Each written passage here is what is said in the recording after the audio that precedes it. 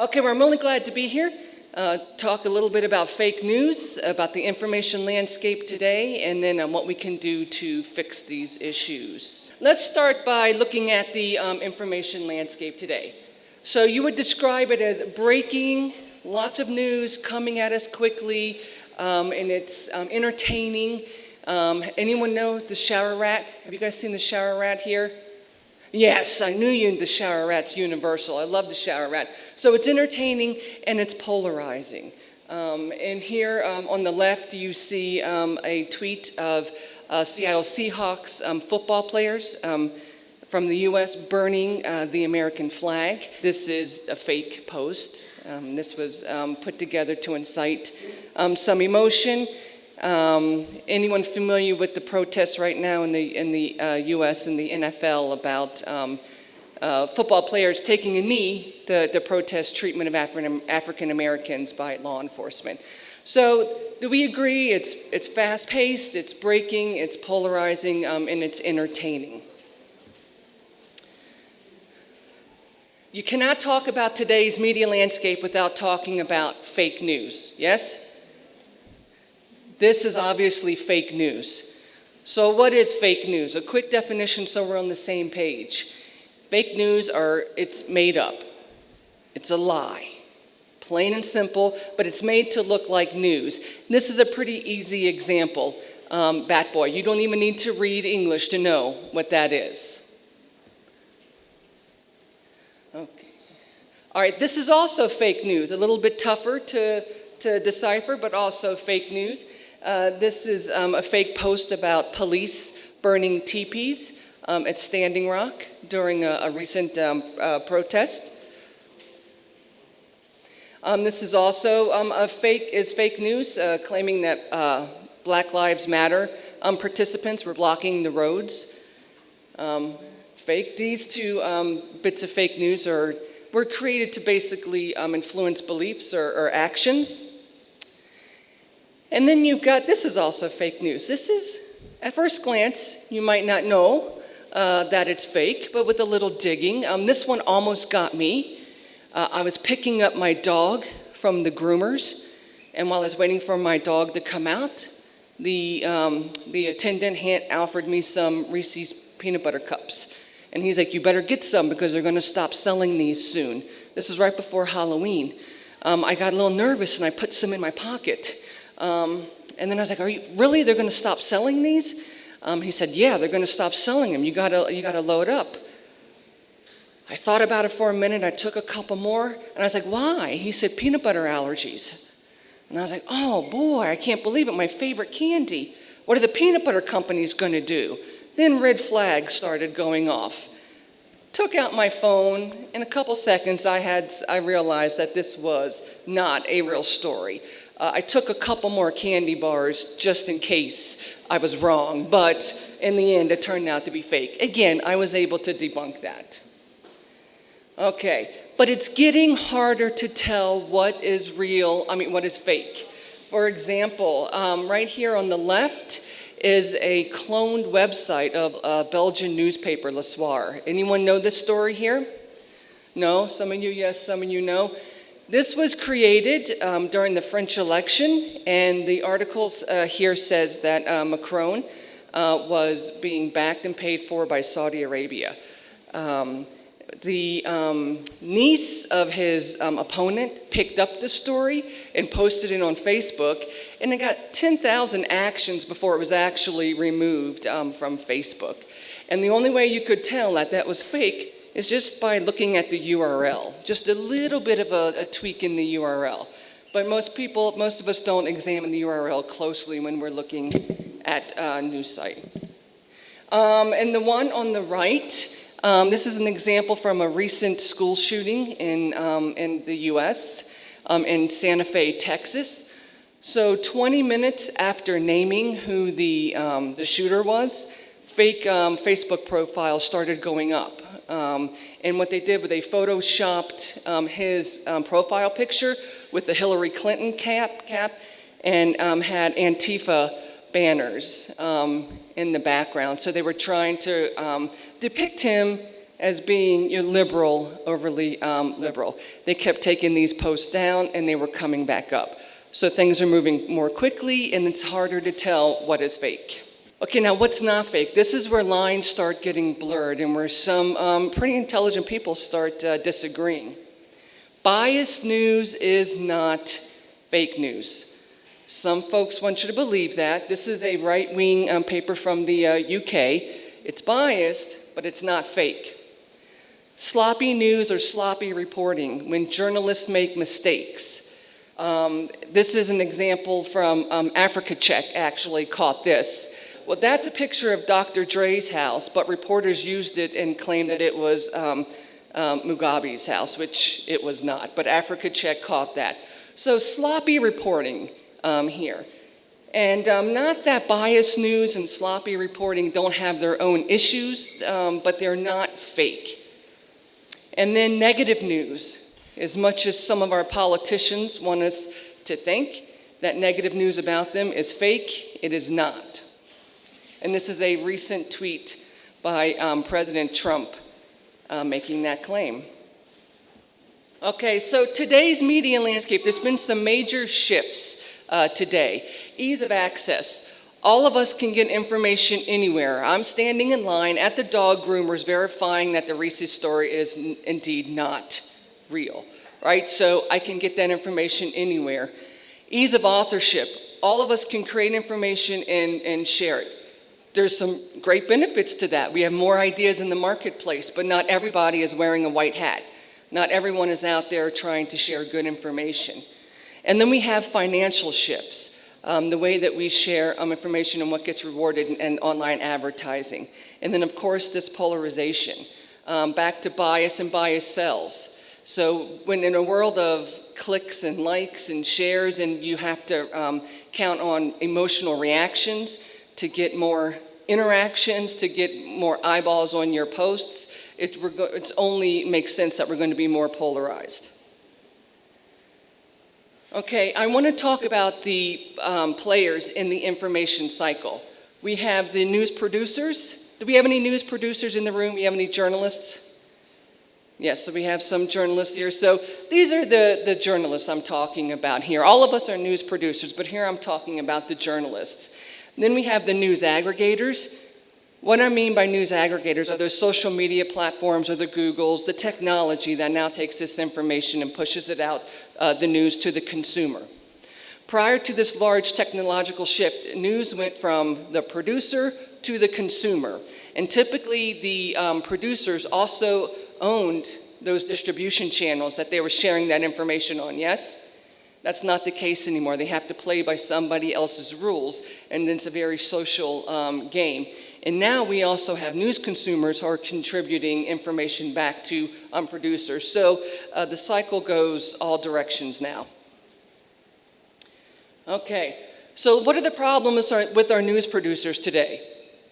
Their lines are blurred between opinion and news, especially on television. This is really problematic with our 24-hour news cycle. At the top of the hour, we can have 3 to 5 minutes of news, but then the rest of that show is basically going to be opinion or commentary. So now we have journalists acting as commentators. That kind of blurs the line between reporter and opinion. Also, headlines, we're trying to compete in this clickbaity world, right? So they're getting more sensational, and there's not much meat behind the posts. And it's harder to tell sponsored content. We're moving quickly through lots of information, and sometimes we miss those little notes, like here highlighted in yellow under the Atlantic, sponsored content. So this can look like real information to consumers. But the producers aren't the only ones with their problems. The news aggregators, we now have tailored content without ever thinking about the filters that were being created. These algorithms do it for us, so we don't understand necessarily how those filters are being created for us. Every click, every share, your friends, it's all determining what you're going to see. Also, there's now automated bots which can pick up these emotional and emotionally charged stories and topics and hashtags and share that information and amplify it more than news ever was before.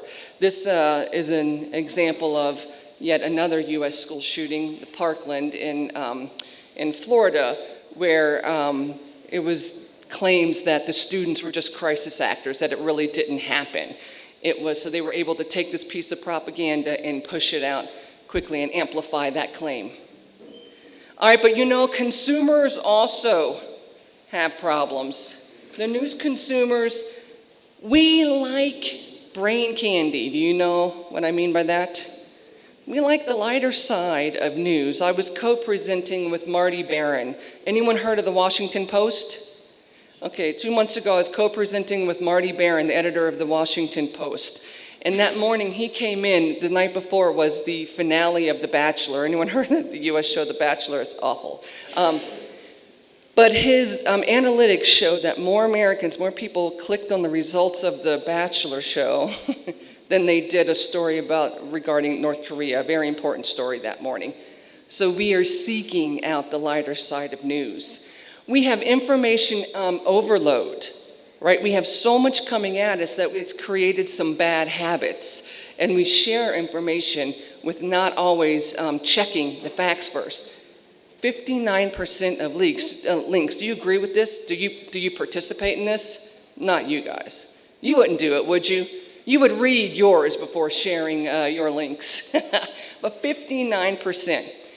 So much information coming at us. We're getting lazy, and then we like the lighter stuff. So how are we going to, but this is causing confusion. And it doesn't discriminate by age. Our youth are confused, adults are confused, and we are confused worldwide. It's a problem that we're all facing. So it's going to take a 3-player solution to fix this problem. There are current efforts from our producers and our news aggregators that we're seeing right now. Producers are now trying to label content more carefully. They're also trying to be less sensational. It's hard to compete in the social media world, but they're working on it. They're trying to be more transparent. They're trying to share sources, tell you where information came from in a story. They're trying to get back to basics. There's a lot of journalists out there that think that good quality journalism is going to win out in the end. That consumers are going to be tired of not knowing where to go to find information, so they're going to go back to those reliable sources. So let's hope that's true. Aggregators are now working to help flag fake news. They're trying to Google, working to improve search results so bad stories don't get to the top of a search result based on how many searches have been done for that topic. They're trying to cut off money for those who are posting fake news and decrease visibility for those stories. Governments are also responding to the problem. I'm not sure this is necessarily a good thing or not, but let's get to some of these facts here. So in Malaysia, they've now made it a crime to share fake news. You can get up to 6 years in jail and fined $128,000. The first person arrested under this new law who posted a YouTube video claiming that police had taken too long to respond to a shooting. The discrepancy between 8 minutes and 50 minutes, but they were arrested under this new law. Just for a few minutes. It's really not that big of a discrepancy. In Kenya, there's a new bill criminalizing 17 types of cybercrimes, including knowingly sharing fake news. This can carry up to $50,000 fine and 2 years in jail. The Society to Protect Journalists, they are concerned that this could criminalize free speech. In France, there's a proposed law to give emergency powers to judges to pull fake news during elections. We saw the example that led to that, right? And in Germany, they're trying to force platforms to remove hate speech in posts, such as the inciting racial, emotional hate and Holocaust deniers. The first group that got pulled under that law was the Titanic, which is a satirical magazine, and they were actually mocking a German politician for racist remarks that he had made. So we have a slippery slope here on freedom of speech. Okay, there's definitely a downside to top-down interventions, and they don't work. People don't like being told what's good for them and what's not. We actually saw the increase of some stories being shared on social media platforms that had a flag that this could be questionable news. So they don't always work, and folks don't want to be controlled that way. This was from a different presentation that we're not going to get into. But that's why I think, and what my work at the museum really focuses on, is grassroots efforts for media literacy education. And there's some proven stats out there that shows that consumer training does work. And a study in Uganda of 10,000 students, they were aged 10 to 12, 10,000 students from 120 schools. Half of those students received training on critical thinking. And it showed that those who received training were twice as likely to be able to pick out bogus reports on health reports. So we know that it does work. And we do know there's not a lot of training for adults out there, but we do know that 61% of adults think, from a Pew study, that they would think some type of training would be helpful. And this is where, this slide here shows where museums, where I come from, are uniquely positioned to help do this. Yes, we need to do training in our schools, but as Paul pointed out earlier, we need to get some other cultural institutions to help out here as well. Folks have lost trust in media, in some of our NGOs, in our press, but museums overall are trusted. It's because we're not seen as political, and that we do research